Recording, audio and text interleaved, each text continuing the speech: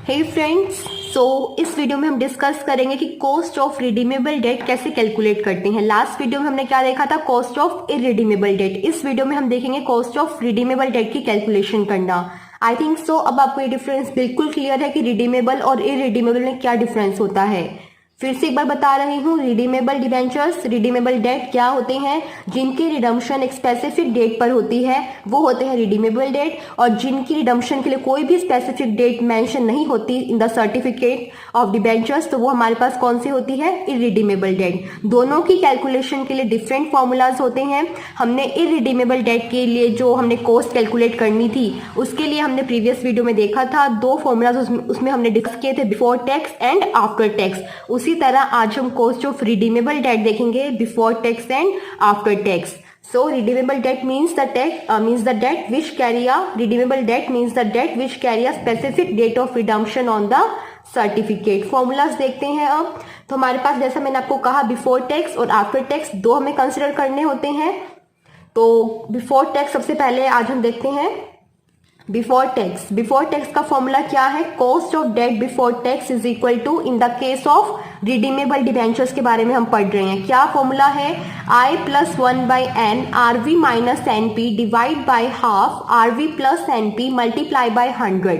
ये हमारा फॉर्मूला है इस केस में। ये आपको याद करना है, और आपको आफ्टर टैक्स वाला फॉर्मूला याद करने की जरूरत नहीं है, क्योंकि उसमें सिर्फ एक चेंज आएगा, और वो क्या चेंज होगा, 1 माइनस टी, क्योंकि हम वो आफ्टर टैक्स कैलकुलेट करेंगे। ठीक है, सो ये है हमारा बिफोर टैक्स फॉर्मूला, और ये है हमारे पास आफ्टर टैक्स फॉर्मूला। ठीक है, तो दोनों में सिर्फ एक डिफरेंस है, वो क्या है, टैक्स रेट का। ठीक है, तो अब हमारे पास, मैं आपको बता देती हूँ कि यहाँ पर ये आई क्या है, इन सब टर्म्स की जो है क्या मतलब है वो मैं आपको बता देती हूँ। सबसे पहले हम यहाँ पर देखें, अगर KDB means cost of debt before tax, I is equal to interest, N is equal to number of years in which debenture is to be redeemed. क्योंकि यहाँ पर क्या है, रिडीमेबल डेट है, मीन्स डिबेंचर्स को रिडीम करना है। Debentures की रिडम्पशन का मतलब क्या होता है कि जो आपने डिबेंचर्स से कैपिटल फंड्स जो कंपनी ने रेज किए थे उनकी रीपेमेंट करना, वो डिबेंचर होल्डर्स को वापिस करना, प्रिंसिपल अमाउंट की रीपेमेंट करना, वो होता है रिडम्पशन का मतलब। तो अगर जब कंपनी ने इशू करती है, कुछ डिबेंचर्स ऐसे होते हैं जिनकी जो रिडम्पशन की डेट है वो उसी टाइम पर स्पेसिफाई कर दी जाती है, और कुछ ऐसे होते हैं जिनकी कोई स्पेसिफिक डेट ऑफ रिडम्पशन नहीं होती। तो रिडीमेबल डिबेंचर्स वो होते हैं जिनकी स्पेसिफिक डेट होती है रिडम्पशन की, कि कंपनी को जब डिबेंचर्स की कैपिटल की रीपेमेंट करनी है वो डेट पहले से ही स्पेसिफाइड है। तो अब हम उसी वाले केस में क्या कर रहे हैं, कॉस्ट को कैलकुलेट करना सीख रहे हैं कि उन डिबेंचर्स की कॉस्ट किस तरह से कैलकुलेट करते हैं। उसके लिए हमारे पास ये वाला फॉर्मूला है, जहां पर KDB cost of debt before tax है, I is equal to interest, N is equal to number of years in which debenture is to be redeemed, RV is equal to redeemable value, and NP is equal to net proceeds. ठीक है, तो ये हमारे पास है। और after tax वाला formula मैं आपको दोबारा बता दूं, जब हम क्वेश्चन करेंगे बस डिफरेंस वैसे एक ही आएगा, जो कि है टैक्स रेट का। अब इस कंसेप्ट के लिए मैं आपको क्वेश्चन सॉल्व करा देती हूँ, जिससे आपको बिल्कुल क्लियर हो जाएगा। सो लेट्स सी, सबसे पहले क्वेश्चन को अंडरस्टैंड करते हैं कि क्वेश्चन है क्या। सो क्वेश्चन क्या है, क्वेश्चन है कि a company issues ₹6 lakh 8% redeemable debentures which are redeemable after 4 years। क्या कह रहे हैं, कंपनी ने 6 लाख रुपीस के डिबेंचर्स को इशू किया है, जहां पर कंपनी इंटरेस्ट कितना देगी, 8%, और वो रिडीमेबल कब है, 4 साल के बाद रिडीमेबल है। The cost of flotation amount to 5% of face value. Flotation cost कौन सी कॉस्ट होती है, जो कंपनी ने डेट को इशू टाइम करते वक्त इनकर्ड की थी, तो वो कितनी है, 5%। किसकी है, ये बात ध्यान रखनी है कि जो फ्लोटेशन कॉस्ट है वो फेस वैल्यू की कही हुई है या फिर इशू प्राइस की कही हुई है। Face value that means 6 lakh. आपको जो फ्लोटेशन कॉस्ट 5% कैलकुलेट करनी है वो किसकी करनी है, फेस वैल्यू। यहाँ पर फेस वैल्यू क्या है, 6 लाख। टैक्स रेट गिवन है हमारे पास 30% and you are required to calculate before tax and after tax. इसमें भी दोनों ही केसेस हैं इस क्वेश्चन में कि बिफोर टैक्स भी आपको कैलकुलेट करनी है कॉस्ट और आफ्टर टैक्स भी आपको कॉस्ट कैलकुलेट करनी है, कॉस्ट ऑफ डेट कैलकुलेट करनी है। और 3 कंडीशंस इन्होंने दी हुई है, at par, at discount of 5%, at premium of 8%। ठीक है, तो ये 3 कंडीशंस मेंशन है इसमें। 6 लाख डिबेंचर्स इशू किए गए हैं, 8% इंटरेस्ट रेट पर, 5% फ्लोटेशन कॉस्ट और टैक्स रेट 30% है। So let's solve this question. सबसे पहले हम कौन सा सॉल्व करेंगे? Before tax. ठीक है, before tax cost of redeemable debt. Formula सबसे पहले लिखिए, I plus 1/n RV minus NP divide by half RV plus NP multiply by 100। ये है हमारे पास फॉर्मूला किसका? Cost of debt before tax. तो अब यहाँ पर सारी वैल्यूज एक एक करके लिखते जाइए। इंटरेस्ट कितना दे रखा है? इंटरेस्ट कितना है? 8% ऑफ 6 लाख। इंटरेस्ट हमेशा फेस वैल्यू पर कैलकुलेट करते हैं, ये मैं पहले भी बता चुकी हूँ लास्ट वीडियो में।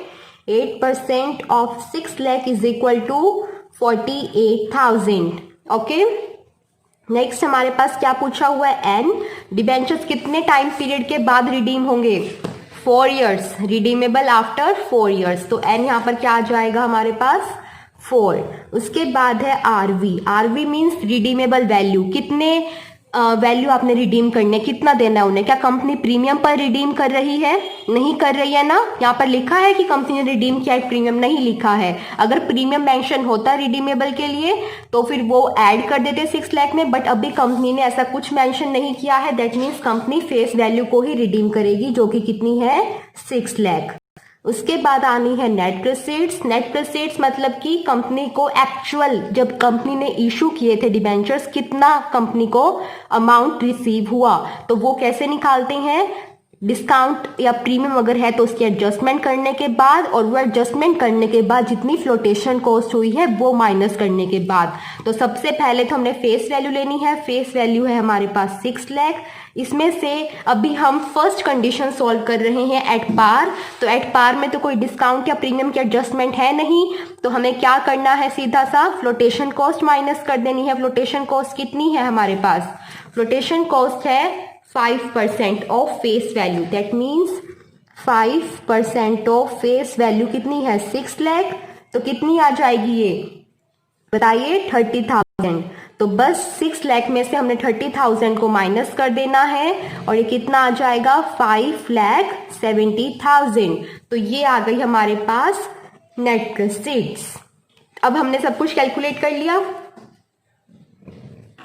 ना, सब कुछ कैलकुलेट, कुछ रह तो नहीं गया। बस अब इसको फॉर्मूला में पुट करना है और आपको cost of debt before tax पता चल जाएगी। Cost of debt before tax आपको कैलकुलेट करना है। तो आई हमने निकाला 48,000 प्लस 1/n4।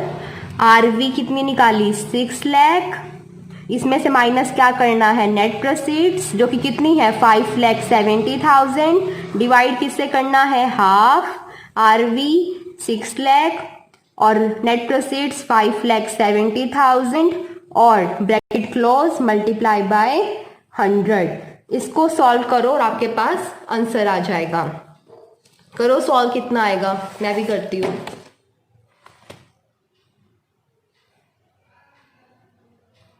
ये हमारे पास सॉल्व करके अप्रॉक्सीमेटली आना चाहिए 9.5%। देखो यही आता है कि नहीं आता है? 9.5% आना चाहिए। कितना आना चाहिए? 9.5%। कैलकुलेट करके देखो, यही आएगा। ठीक है, तो ये हमारे पास कौन सा केस हो गया? Before tax at par. जब फर्स्ट कंडीशन में बिफोर टैक्स हमारे पास आ गया, और फर्स्ट कंडीशन में ही हमें आफ्टर टैक्स कैलकुलेट करना है। तो आफ्टर टैक्स के लिए क्या है? पूरा का पूरा फॉर्मूला सेम ही है, बिफोर टैक्स वाला ही है, सिर्फ एक चेंज है। और वो क्या चेंज है कि यहाँ पर टैक्स रेट आ जाएगा। और टैक्स रेट कैसे आएगा? हमने इसका आंसर क्या निकाला? ये था हमारे पास 9.5%। बस हमने इधर अगर इतने पार्ट का आंसर 9.5% निकाला है तो मल्टीप्लाई किससे करना है, 1 माइनस टी से। यही तो चेंज था फॉर्मूला में। फॉर्मूला देखो ना, ये दे रहा हमारा फॉर्मूला, ये रहा बिफोर टैक्स और ये रहा after tax. I plus 1 by n RV minus NP divide by half RV plus NP multiply 100 cost of debt after tax I plus 1 by n RV minus NP divide by half RV plus NP multiply by 100 and multiply by 1 minus T. After tax में सिर्फ और सिर्फ एक ही change आता है, वो आता है टैक्स रेट का, कि आपको टैक्स डिडक्ट करना होता है क्योंकि आपको इफेक्टिव कॉस्ट ऑफ डेट निकालनी है। ठीक है, तो उस केस में हमने क्या करना है, अब यहाँ पर सिर्फ डेट टैक्स रेट माइनस करना है। टैक्स कितना गिवन है हमारे पास, टैक्स हमारे पास गिवन है 30%। सो 30% कितना हो जाएगा, 30% हो जाएगा 0.30। तो 9.5 मल्टीप्लाई 0.70 कितना आएगा, कैलकुलेट कीजिए। 9.5 मल्टीप्लाई बाय 0.70 हमारे पास आना चाहिए अप्रॉक्सीमेटली 6.65%, ये आएगा। कैलकुलेट करके देखिए, यही आएगा। अगर कुछ और आता है तो बताइए। नहीं आएगा, वैसे यही आएगा। ठीक है, सो दिस इज डन। ये हमने कौन सा केस सॉल्व किया, एट पार। फर्स्ट कंडीशन हमने सॉल्व की है। अब हम करेंगे second condition, at the premium जो है हमारे पास। ठीक है, एट पार वाली आई होप आपको समझ में आ चुकी है। बिल्कुल सिंपल था, सिर्फ फॉर्मूला में चेंज था, जैसे प्रीवियस वीडियो में किया था। सब कुछ वैल्यूज आपने डिटरमाइन करनी है और उनको पुट कर देना है। अब हम सेकंड केस सॉल्व करेंगे एट प्रीमियम। बिफोर टैक्स करना है और फिर उसके साथ साथ हमने यहाँ पर आफ्टर टैक्स भी करना है। एक बार क्वेश्चन देख लेते हैं। ओके, सेकंड हमारे पास वैसे डिस्काउंट था, थर्ड प्रीमियम था। कोई बात नहीं, पहले प्रीमियम वाला कर लेते हैं, फिर डिस्काउंट वाला कर लेंगे। अब लिख लिया तो प्रीमियम कितने पे किया है, 8% प्रीमियम पर। सब कुछ सेम रहेगा, A to Z चीजें सेम रहेंगी, क्योंकि इंटरेस्ट हमेशा किस पे निकालते हैं, फेस वैल्यू पर। फ्लोटेशन कॉस्ट भी हमने यहाँ पर किस पे निकालनी है, अपनी फेस वैल्यू पर। जो सिर्फ चेंज आएगा वो आएगा नेट प्रोसीड्स में। नेट प्रोसीड्स में पहले जो हमने पार वैल्यू पर कैलकुलेट किया था, क्योंकि डिस्काउंट प्रीमियम कुछ था नहीं। अब प्रीमियम है तो हमें क्या करना पड़ेगा, एडजस्टमेंट करनी पड़ेगी किसकी, प्रीमियम की। क्या निकालते वक्त, नेट प्रोसीड्स निकालते वक्त। So let's see, before tax निकालना है सबसे पहले, फिर आफ्टर टैक्स निकालेंगे।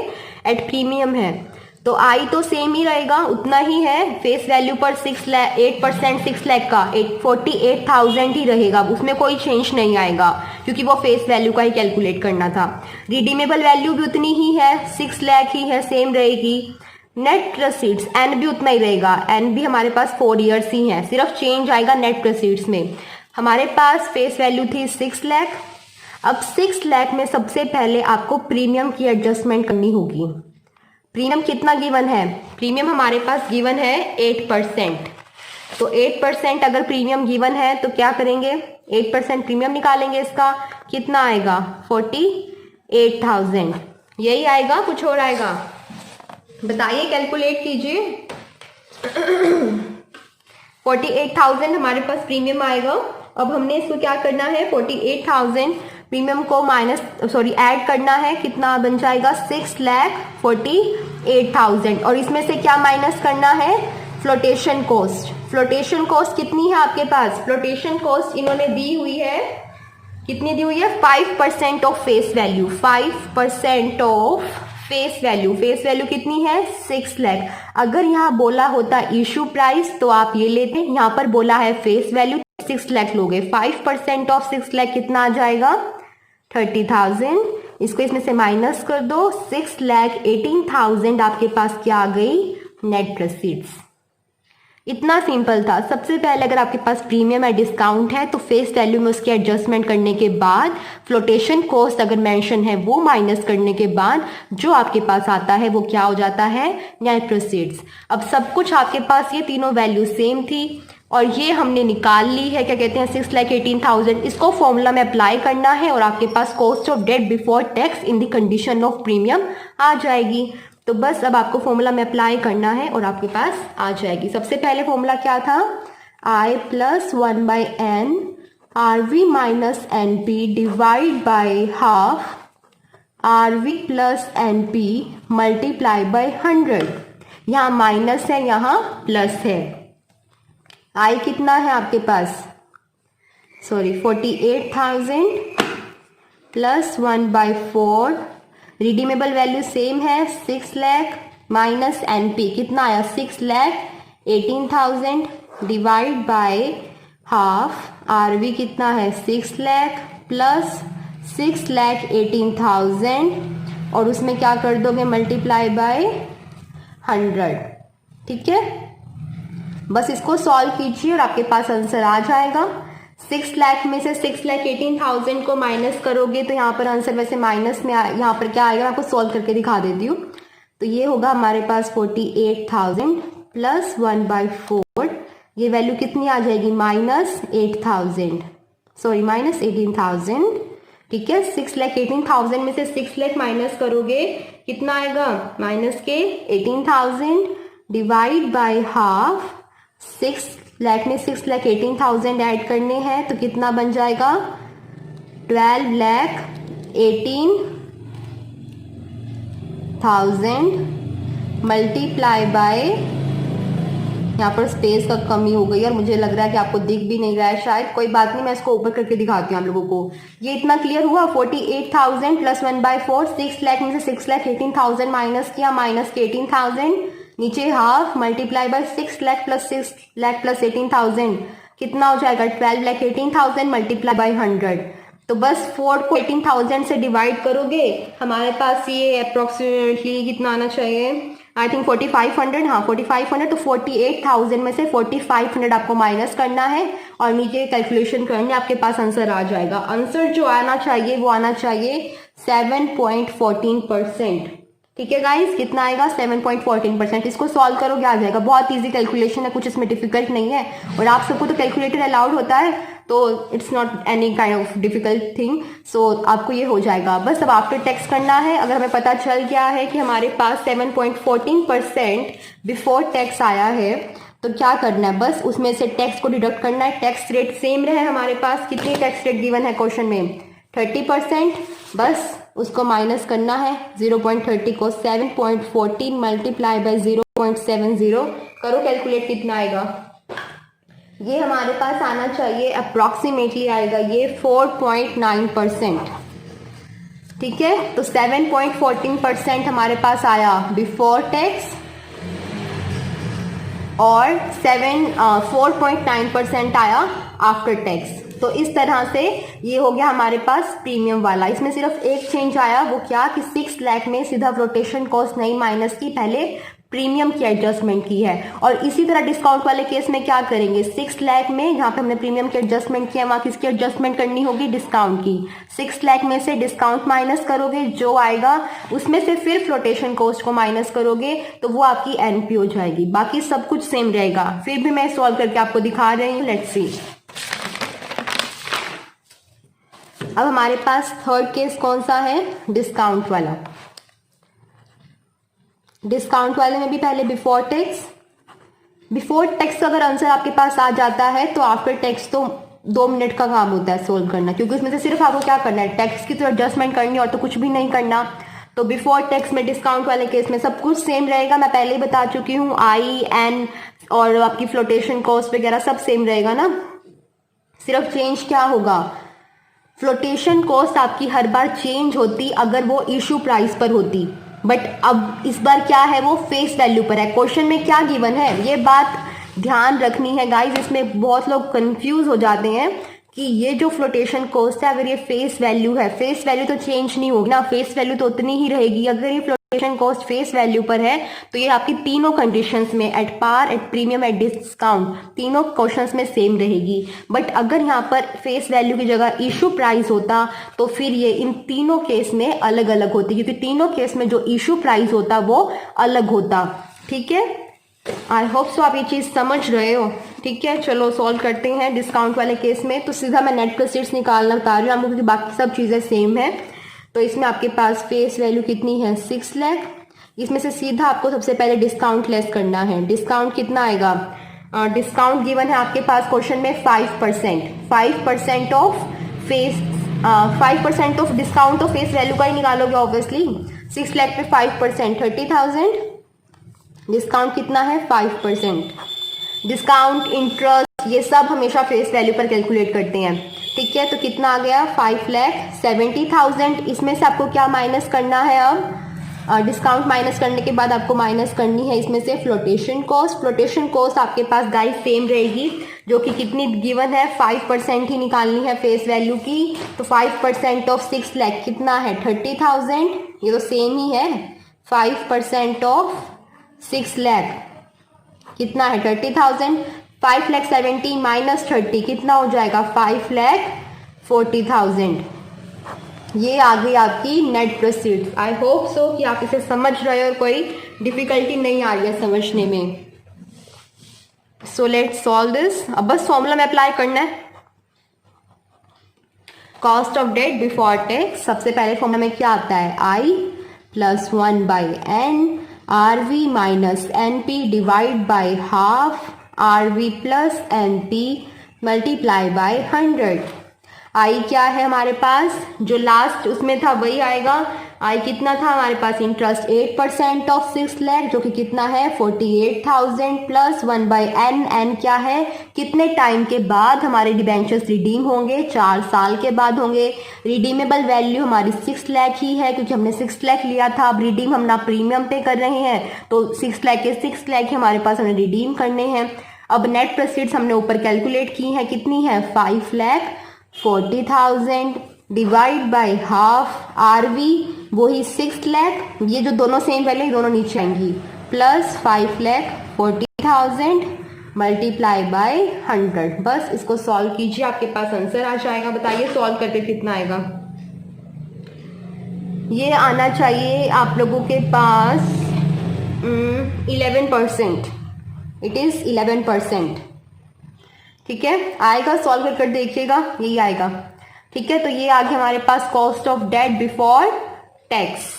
इसमें सिर्फ एक चेंज था, वो किसका था, नेट प्रोसीड्स का। लास्ट में भी सिर्फ एक ही चेंज था, वो किसका था, नेट प्रोसीड्स का। अब बस आफ्टर टैक्स कैलकुलेट करना है, कैसे करोगे। 11% अगर बिफोर टैक्स है तो इसमें से multiply 1 minus tax rate. Tax rate क्या है, अब तो पता याद हो गया होगा आपको, 30% है। तो 11 मल्टीप्लाई बाई 0.70 कितना आ जाएगा आप लोगों के पास, ये आएगा 7.7%। तो बिफोर टैक्स हो गई 11% और आफ्टर टैक्स हो गई हमारे पास 7.7%। आई होप सो कि आपको तीनों कंडीशंस जो हैं वो समझ में आ चुकी हैं। At par, at discount and at premium, तीनों मैंने आपको सॉल्व कर दिखाई है। फिर भी अगर कोई डाउट है कमेंट सेक्शन में आप पूछ सकते हो, ठीक है। तो हमारे पास अभी कॉस्ट ऑफ डेट का जो था टॉपिक वो कंप्लीट हो गया। कॉस्ट ऑफ इरिडीमेबल डेट भी मैंने आपको कैलकुलेट करना सिखा दिया है और आज कॉस्ट ऑफ रिडीमेबल डेट भी हो गया, ठीक है।